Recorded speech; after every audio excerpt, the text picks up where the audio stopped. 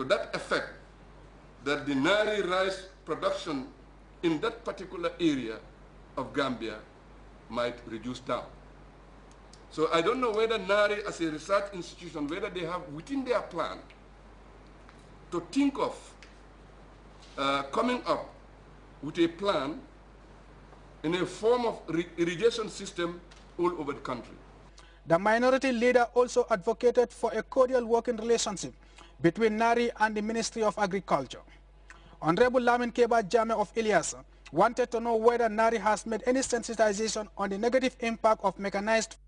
On page 51 of last year's report, which states that the Joint Committee applauded the presence of tractors and the easy labor they provide to the masses.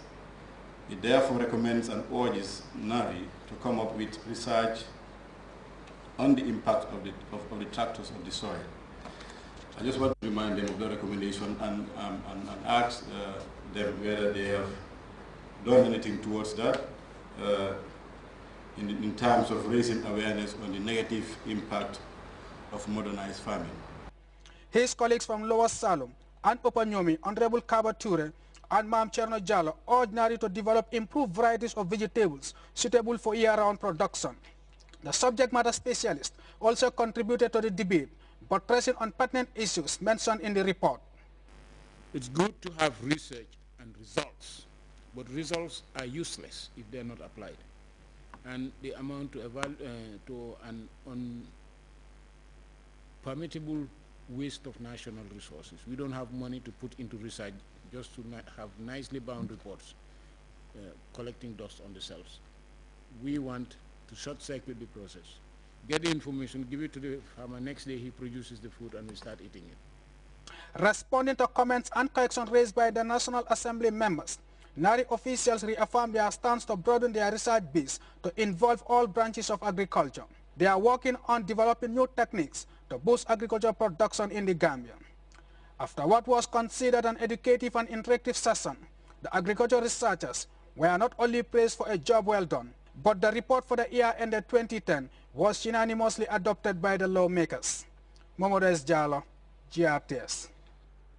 Well, that story and other GRTS programs are available live on our website at www.grts.gm.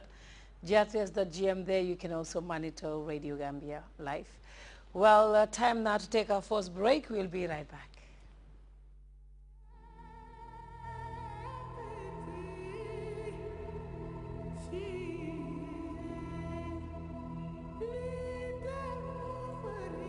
It is a story of a land, of a people, where communication has been our song, our drumbeat.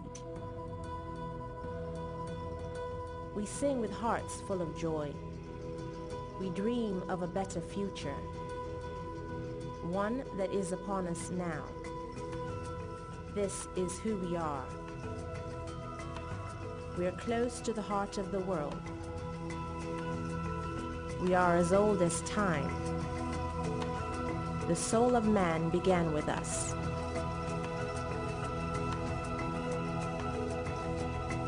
We are Africa.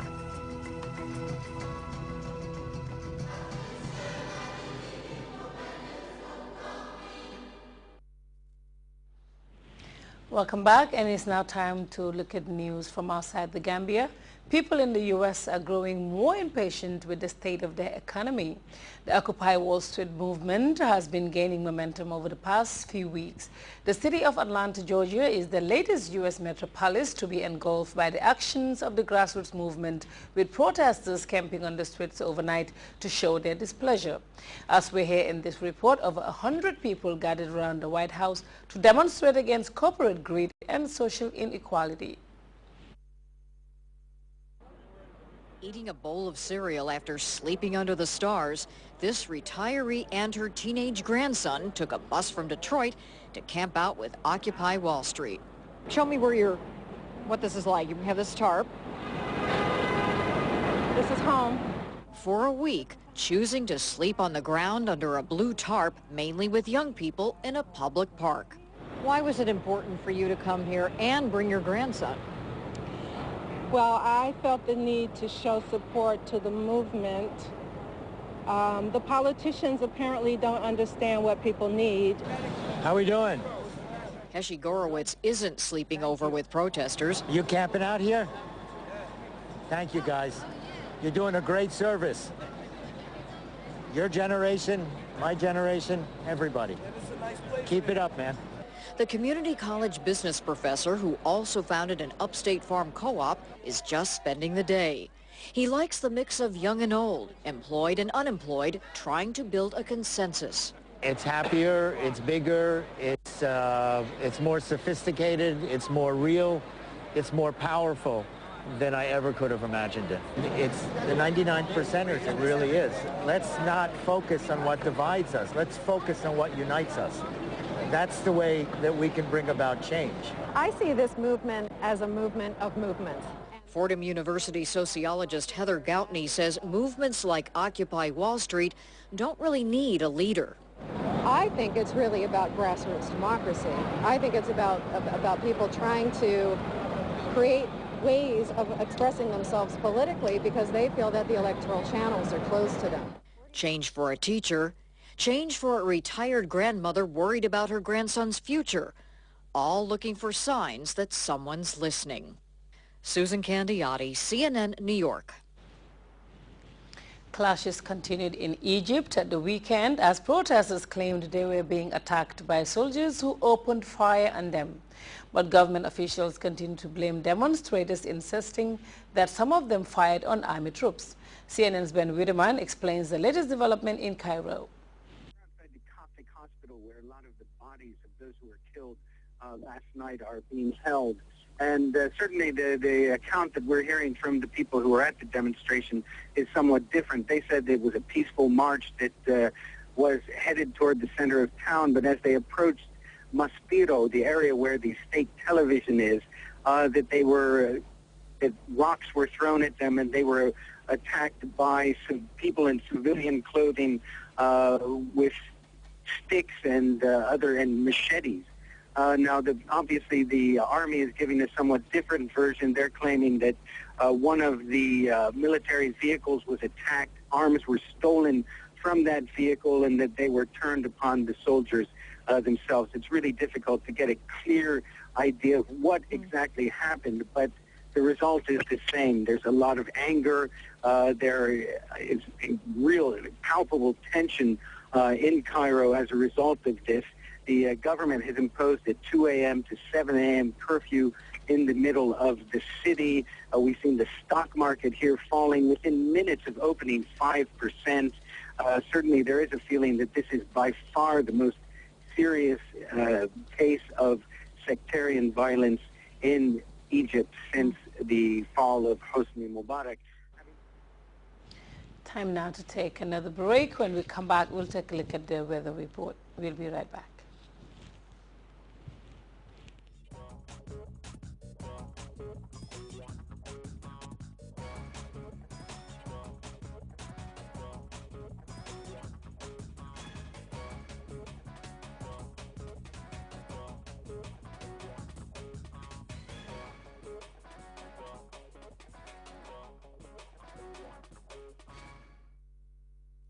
Let's now join the Center for Forecast Hafiz for a look at the weather report.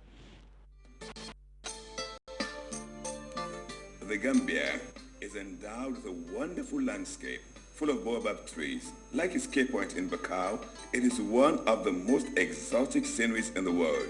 The baobab tree is a symbol of resilience, wisdom, and resourcefulness. For the baobab tree provides good food in times of hunger, rents its bark for medications, and its sap for glue. In the Gambia, there is a company like the baobab tree, 100% African and purely Gambian in all aspects, in know-how, design, value, capital, and management. That company is Elton.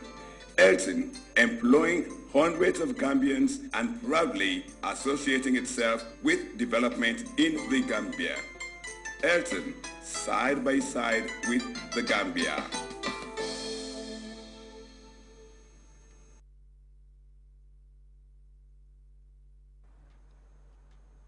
Good evening and welcome to the weather segment. We begin with a summary of today's weather followed by the forecast.